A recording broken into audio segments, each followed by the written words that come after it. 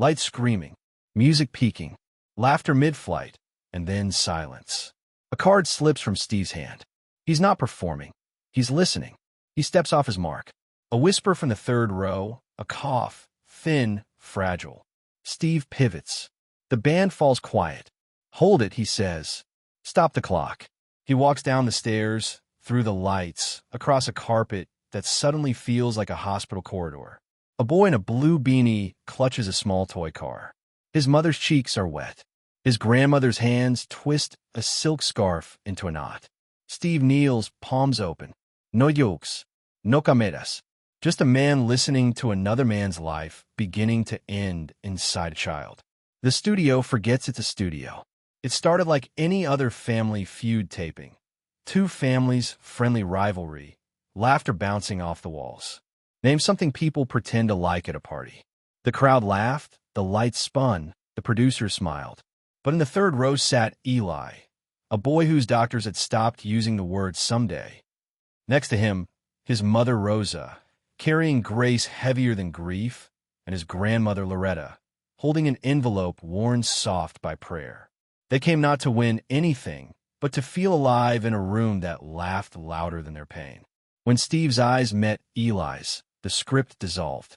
The game went on, answers flying, buzzers ringing, but Steve's focus kept drifting to that small boy with the toy car. Another cough, another pause. Rosa's eyes closed in quiet panic. Loretta's fingers tightened around the letter. A round ended, applause rose, but Steve didn't move on. He looked toward the control room, then toward the third row. The voice in his earpiece said, "Next question." The voice in his chest said, "Not yet." He turned back to the audience. "Stop," he said again. "We're going to do something else." He stepped off the stage. The crowd gasped. The producers froze. He reached the third row, knelt beside Eli. "How you doing, little man?" Eli smiled faintly. "I like your suits." "That's good," Steve said, smiling back. "I like your car." Rosa's lips trembled. "We watch you every night." He just wanted to see you. In person. His doctor says we're using our best days. We wanted one of them to be here. Loretta held up the envelope. "We brought a letter, Mr. Harvey." From his granddad. He wrote it when Eli got sick. Steve took it gently, eyes wet. He could have pocketed it. Save it for later. But later wasn't promised to everyone. He stood, slipped off his jacket, the one that said host, celebrity, brand, and draped it over Eli's shoulders. The boy disappeared inside it, small and safe. "This jacket," Steve said softly, "has hugged a lot of folks. It's got pockets full of stories. Today it belongs to you." The room gasped. Then silence. Then tears. Steve looked up, his voice steady. "We make a living making noise. But sometimes the bravest thing you can do is make room for quiet." Behind the scenes, producers panicked. Steve ignored them. He looked at the contestants. "We're pausing the game." Marcus, one of the dads, raised his hand. "Sir, my family's fine giving our round to them. We ain't here for money today." Steve nodded. "Hold that thought."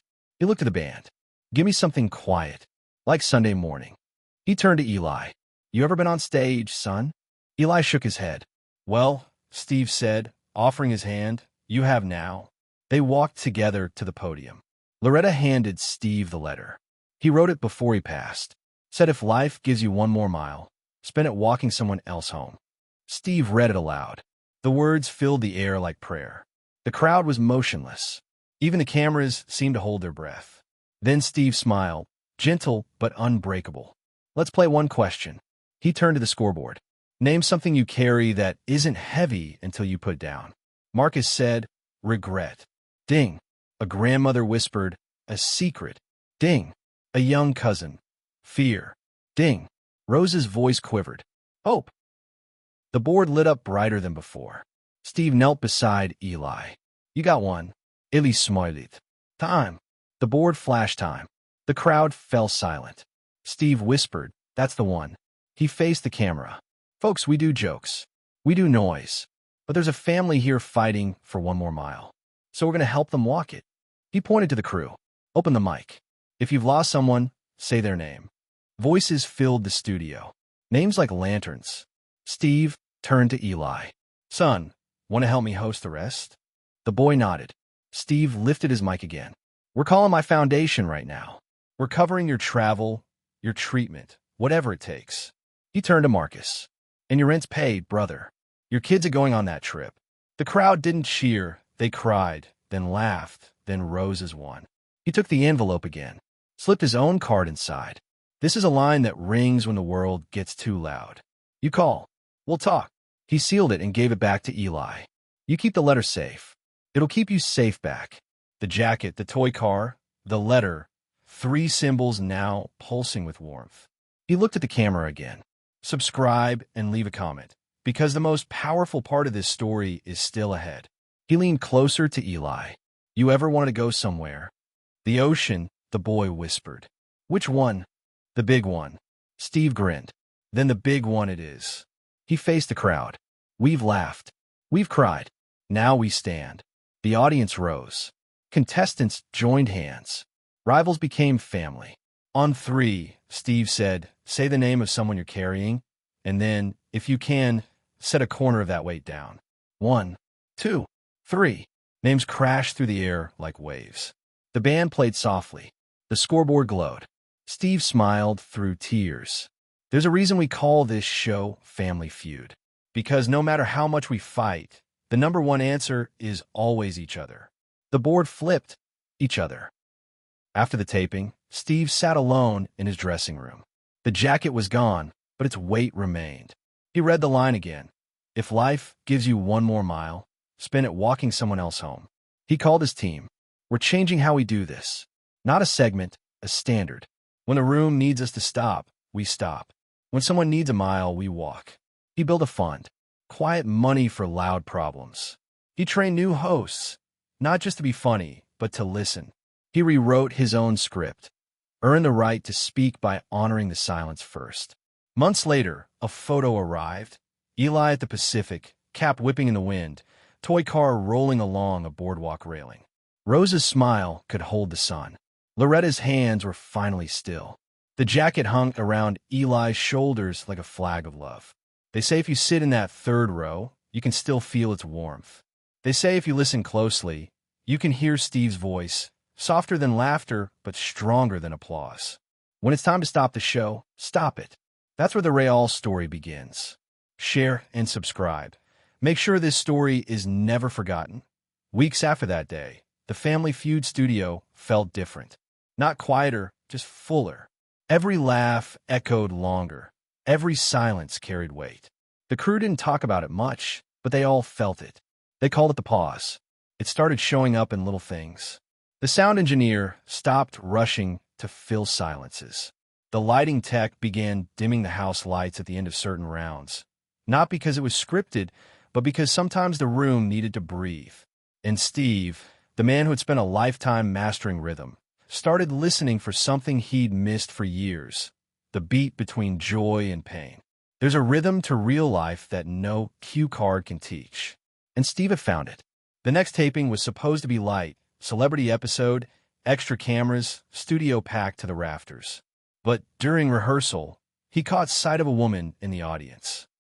Front row, clutching a faded photograph. She wasn't supposed to be there. She'd won a last-minute ticket through a radio giveaway. Her name was Denise. She didn't clap during the test jokes. She smiled politely, but her eyes were somewhere else. Steve noticed. He always noticed now. When the cameras rolled, he worked the crowd, firing off one-liners, keeping the energy high. But in every wide shot, he could see her, the photo pressed to her chest. And when the laughter peaked, she didn't join in. She just watched. Mid-segment, he stopped. Hold on, he said, that same tone he'd used weeks before. Ma'am, you're holding something important there. Who's that? The audience shifted. Producer stiffened. It wasn't part of the plan. Denise looked up, startled. My son, she said softly. He loved your show. He passed last year. You could feel the air thin. Steve stepped closer. What was his name? Tyler. Steve nodded. You mind if we say it out loud? She shook her head. Please. He turned to the crowd. Say his name with me. Hundreds of voices answered. Tyler. It wasn't an echo. It was a prayer. Steve crouched beside her.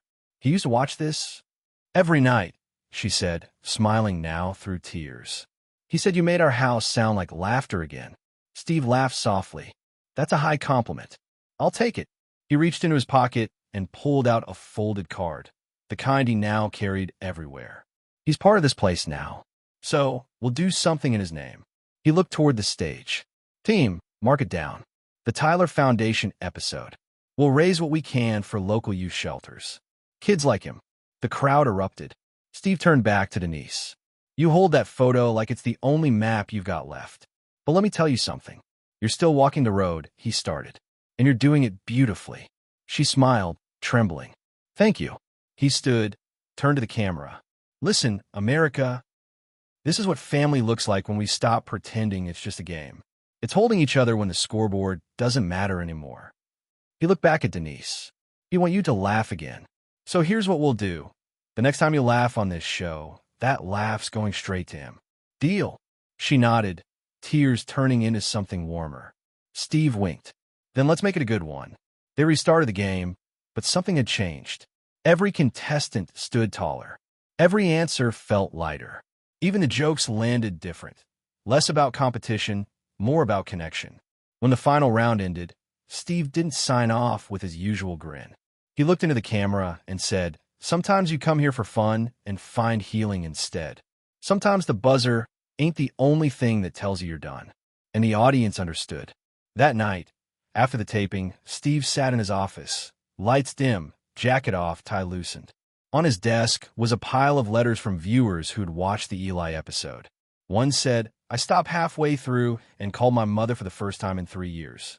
Another, you reminded me that kindness doesn't need permission. Another, from a small town in Ohio, my son's fighting leukemia. He watched Eli and said, Mom, maybe Steve Harvey would stop his show for me too. And you know what? It gave him hope. Steve read them all. Every word. He kept a stack of tissues on the side now. Not because he was getting softer, but because his heart had gotten bigger. He called his assistant. I want a file for every story like this. We're building something. Another foundation? She asked. He smiled. No, a family. Bigger than TV. The next morning, he returned to the stage before the crew arrived. He stood where Eli had sat, looked up at the scoreboard, still glowing faintly in standby.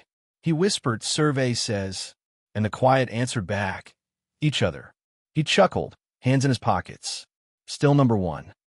Then he sat in the empty front row, just breathing. In the stillness, he realized something. The pause that day hadn't been a break in the show. It had been the heartbeat of it. It taught him that leadership wasn't about moving faster. It was about stopping long enough to see who couldn't keep up and walking beside them. When the crew entered, he was still there, head bowed, smiling softly. Morning, boss, one of them said. Ready to roll? Steve looked up. Always. But today, let's roll slower. Somebody might need us to stop again. The floor manager grinned. The pause. Steve nodded. The pause. And that's what they called it forever after. Every time the laughter felt too polished, every time the timing felt too perfect, someone would whisper the pause.